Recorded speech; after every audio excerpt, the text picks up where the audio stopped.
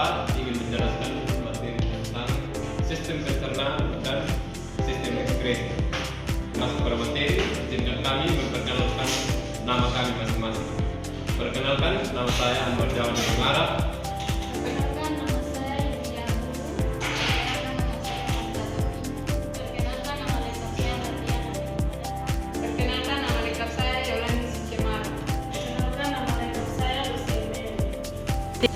Lanjut, kita menjelaskan yang pertama itu ada alat pertama itu ada torso dan bahan ada buku dan pen. Berikut kita akan masuk dalam penjelasan sistem pencernaan. Pertama-tama itu kita perlu ketahui dulu apa itu sistem pencernaan.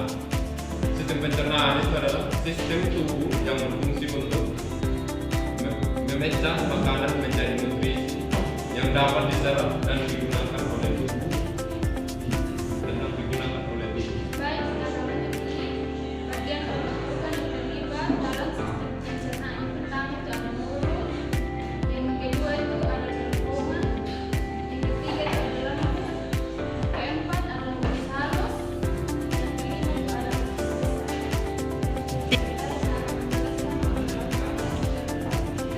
selanjutnya saya akan menjelaskan fungsi organ dalam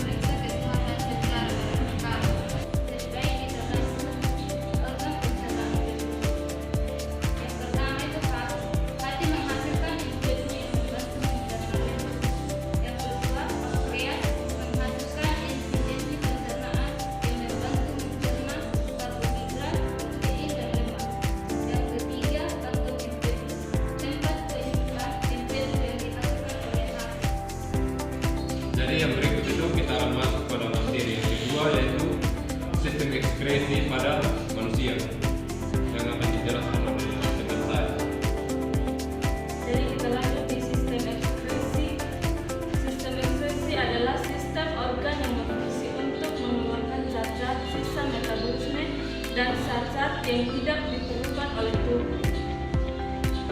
Jadi kita masuk di organ-organ yang terlibat dalam sistem ekskresi. Yang pertama itu ada ginjal,